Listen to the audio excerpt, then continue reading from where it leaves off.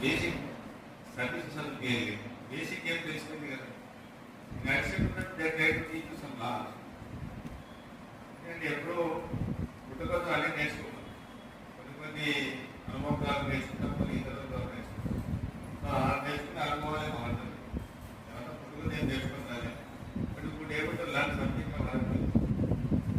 ఇప్పుడు ఏమిటో something out of so మీరు ఏదో నేర్చుకున్నారో సార్ ద్వారా but ultimately the object of DLS is to work for the people who are being paid of legal services. That is the purpose of DLS. So now you should feel proud that you are associated to DLS. So garva ka feel because you are associated to DLS and I think on the field you will be face of DLS.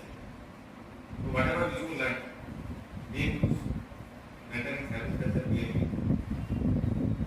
Now maybe you may be because only work rate or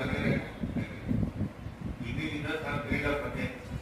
But one thing I would like to appreciate your sincere effort is this work may get management of the that I have to appreciate.